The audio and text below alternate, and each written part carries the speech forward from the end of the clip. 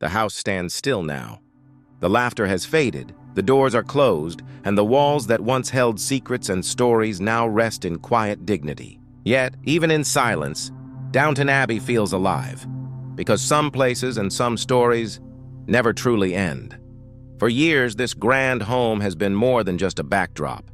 It's been a world of its own. It's where love met duty, where dreams battled tradition, and where the smallest moments became unforgettable. As we take one last walk through its halls, we remember not just the story of a family, but the story of everyone who ever called this house their home, upstairs and down. Downton Abbey began as a simple idea, a window into an English estate, into the lives of those who ruled it and those who served it. But it grew into something much greater, a story that crossed oceans and touched hearts around the world. It reminded us that no matter how grand or humble our surroundings, every person's story matters. Every tear, every smile, every goodbye has meaning. What made Downton so special wasn't just its beauty or elegance, it was its heart. The silver teapots, the polished floors, the glittering chandeliers, they were never just props.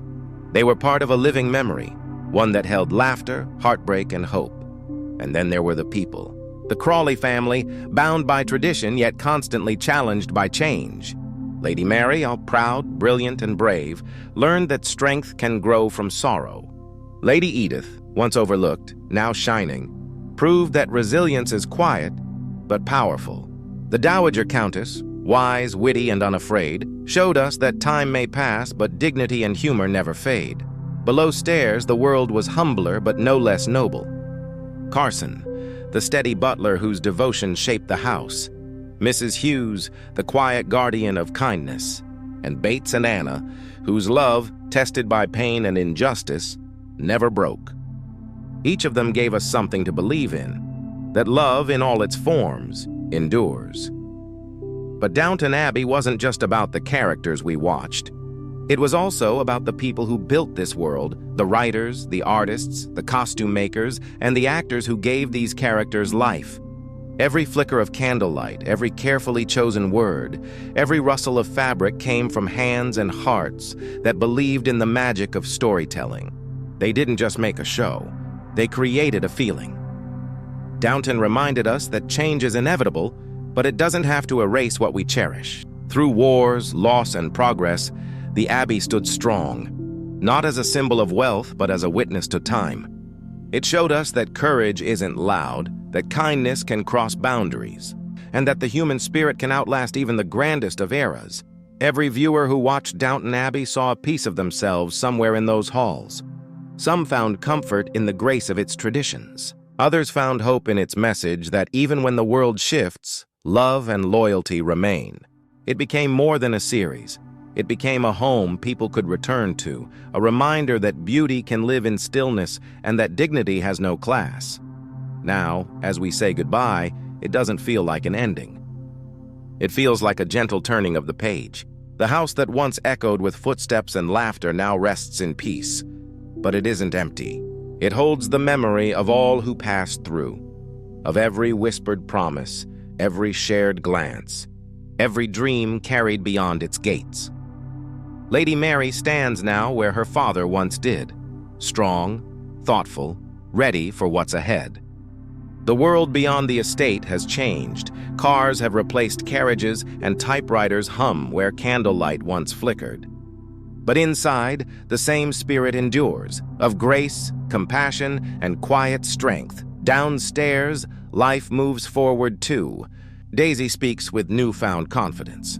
Mr. Molesley finds pride in teaching. The walls that once separated people now seem smaller, softer.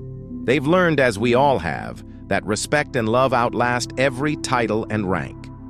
Downton Abbey has always been about change, the kind that hurts, the kind that heals, the kind that shapes who we become. And maybe that's why its farewell feels so real, because like life itself, it doesn't end in a single moment.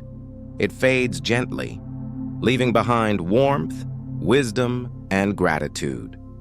We remember the library where secrets were shared, the dining room where families came together, and the servants' hall where laughter made the work lighter.